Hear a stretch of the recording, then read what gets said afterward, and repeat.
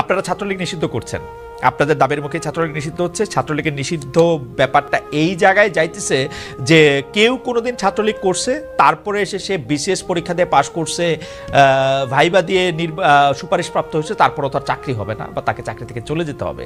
এইটা কি খুব ন্যায় বিচার বা বৈষম্য বিরোধী কোনো কিছু হচ্ছে? আপনি এখন বাংলাদেশে সরকারি চাকরিতে বা পুলিশে যেটা হইতেছে যে কেউ এসে বলতেছে যে আমি বিএনপি করতাম, এই জন্য আওয়ামী লীগ আমাকে 15 বছর পর মানে দেয় নাই, প্রমোশন দেয় নাই, তার বিরুদ্ধে যদি বিভিন্ন রকম ক্রিমিনাল কেসও থাকে, আপনারা তাকে প্রমোশন দিচ্ছেন ওয়ানলি বিকজ আপনাদের সুপারিশে আপনাদের সরকার সেটি করতেছে। ছাত্রলীগের ক্ষেত্রে এটা করতেছে। মানে আপনারা এই যে একটা উইয়ার দেশ সৃষ্টি করতেছেন, এটা কোথায় গিয়ে সেটা এটা আসলে দাঁড়াবে? মানে বাংলাদেশ কি হুতু টুটসির মতো দুইটা জাতি এরকম পরিণত হবে? একজন হুতু একজন টুটসি এরকম? ভাই, আপনাকে হচ্ছে যদি একদম স্পষ্ট করে বলি, আপনি এই দেশে থেকেছেন, দেশের বিভিন্ন সিস্টেম দেখেছেন, আপনি দেখেছেন আমলাতন্ত্র কিভাবে কাজ করে, রাজনীতি কিভাবে কাজ করে। মানে প্রথম কথা হচ্ছে, আপনিও যখন একদম সাধারণ সকল মানুষের মতো বলেন আপনারা, তখন এটা আসলে আমাদেরকে আবার ভাবায় যে ও আচ্ছা, আমরা আসলে কারা? আমরা কি এই মুহূর্তে আসলে আমলাতন্ত্রের কোনো বড় আমলা, নাকি আমরা কোনো মন্ত্রী, না কোনো উপদেষ্টা, না প্রধান উপদেষ্টা?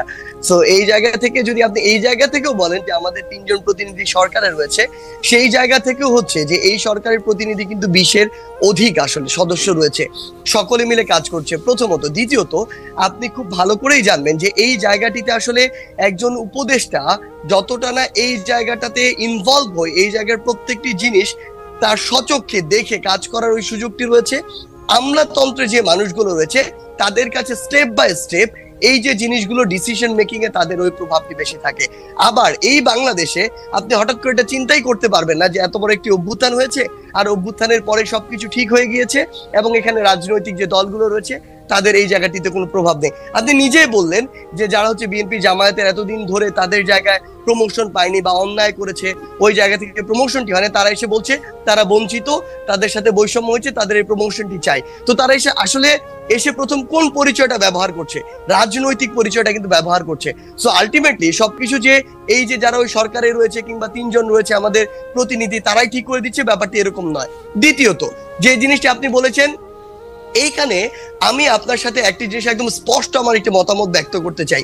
ছাত্রলীগ নিষিদ্ধ হওয়ার পূর্বের কথা যদি বলি, ওই টাইমে পুরো সময়টিতে যে ছাত্রলীগ বিগত 16 বছর ধরে একটা আলাদা রকম তাদের নৈরাজ্য চালিয়েছে, সেই টাইমে আওয়ামী লীগ যখন ক্ষমতায় ছিল, তখন যদি তারা এটি বলতো যে কেউ একজন বিএনপি করে বা জামাত করে বলেই তাকে কোনো একটি পদে, পুলিশের পদে হোক, বিসিএস এর যে কোনো একটি জায়গায় হোক, তাকে নিয়োগ দেওয়া যাবে না, তার গেজেট বের হবে না, প্রকাশিত হবে না, এটি আমার জায়গা থেকে আমি কখনোই সমর্থন করি না, যদি না তার বিরুদ্ধে কোনো এরকম ফৌজদারি মামলা কিংবা অন্যায় অপরাধ এসবের কোনো তদন্ত সাপেক্ষে অভিযোগ এবং প্রমাণ থাকে। একইভাবে আমি আমার জায়গা থেকে মনে করি যে এই ছাত্রলীগ নিষিদ্ধ হওয়ার পূর্বের যে সময়টি ছিল, এই সময় বিগত 16 বছরে যারা ছাত্রলীগের বিভিন্ন জায়গায় কর্মী ছিল কিংবা পোস্টেড ছিল, তাদের মধ্যে কেউ যদি কোনো জায়গায় ক্ষমতার অপব্যবহার করে, অন্যায় করে, বিভিন্ন দলের কারো উপরে অত্যাচার করে, কিংবা তাদের জায়গা থেকে এই যে বিভিন্ন রকম অপশাসন দুঃশাসনের সরাসরি মাঠ পর্যায়ে সহযোগী হয়, কিংবা ওই যে রাজপথের লাঠিয়াল হিসেবে, হেলমেট বাহিনী হিসেবে ব্যবহার না হয়, যাদের এই ক্লিন ইমেজটি রয়েছে, এই অভিযোগগুলো যাদের বিরুদ্ধে নেই, তারা যদি তাদের মেধার ভিত্তিতে আসলে ওই বিভিন্ন পরীক্ষাগুলো উত্তীর্ণ হয়ে এসআই হোক কিংবা সিভিল সার্ভিস হোক